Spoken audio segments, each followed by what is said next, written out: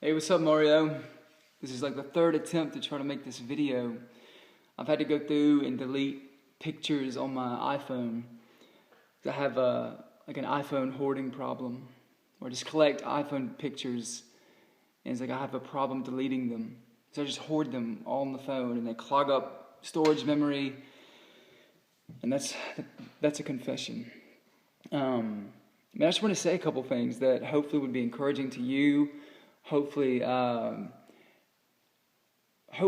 that would, even if it's just for a moment, that would just make you feel like what you're doing is meaningful and that it is glorifying to Christ, to Jesus. Because in my life, it's been an encouragement to me. I have a mental illness.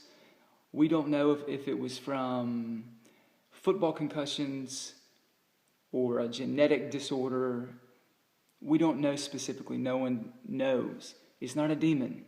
Now, maybe demons or satanic powers have influence on the mental illness, but the mental illness itself is not a demon in disguise, like a lot of people have said or suggested. I'm 33 years old. My name's Jason. I'm from Birmingham. I'm in Birmingham, Alabama. Actually, Helena, Alabama. And I'm 33, and I've been married for only like a year and a half. It took a while for me to find my wife, and she's an amazing, gorgeous, godly woman. She's incredible. And she loves me, and she understands my mental illness. What I've got is ADHD and depression that is so closely linked together that they've thought that it's bipolarism for years. I mainly stay down and really depressed. And it's hard for people to understand. It's hard for people to relate. I also had horrendous relationships before meeting Brooke, my wife. I was going to say my wife now, but my wife. And it just seemed like every relationship would eventually turn out to being the girl thinking that I was a psychopath or that I was crazy, because my emotions were just all over the place, like, candy from a piñata. It was like things started out intact, everything's put together, and then it would just spin out of control or get beaten out of control.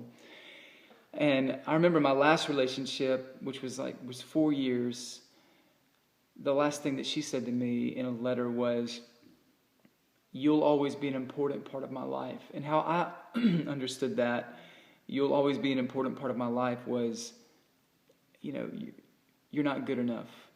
And I've just felt that way always because of this mental illness, and I compare myself to other people. I just want to encourage you to not do that, man. I want to say that whenever I see your life, whenever I see how open you've been, it makes me think about the Psalms. A lot of people talk about the Psalms. You can see every emotion when you look in the Psalms. Everything from anger to sadness to serious, whatever. You see all these emotions. And whenever I see your videos, when you're talking about things, it's all the emotions, and that's great. It's not just perfect Mario who's giving a perfect message or a perfect video every single time. There's brokenness, just like there was in King David's life. There's praise and worship and encouragement, just like there was in King David's life. So don't let people discourage you, because if King David had a YouTube channel and he had videos of every psalm that he wrote, every psalm that he penned, I'm sure it would not be all clean and like people would want it to be, or like people act like it would be. Lastly, the people who are trying to tell you that it's a demon, or that you need to do this or that, or that maybe you've got sin in your life, the people who think that they're perfect, who don't burp in public, I don't know if they even burp at all. Literally, it's just crazy how some of these people... One of these people told me, I commented on a video, they told me that I was going to hell because of my haircut. I'm not kidding. Is that crazy? So whether they're brothers and sisters in Christ, we just got to love them and realize that they don't understand it. A quick example, if I've never had anyone close to me die, and if someone who I knew had someone close to them die, and they were dealing with that pain, I wouldn't know how to relate to them or what to say. Yes, I have Bible verses that I could tell them and try to encourage them, but really they're going to find probably more comfort talking to someone who's had someone in their life die. And so when it comes to mental illness, a lot of these people don't know what they're talking about. They don't have any experience with it. And they just are trying to give, advice without experience. And so, I feel your pain, man. So I do understand how painful it gets. Again, that last relationship that ended real bad. I remember I journaled like through it all, and I cried every single day for 2 months straight, uncontrollably. I mean, it was that painful. But God eventually pulled me out of that, and God is still working in my life. It's not perfect. It's a journey, and He's still working in your life. These videos God will use for His glory.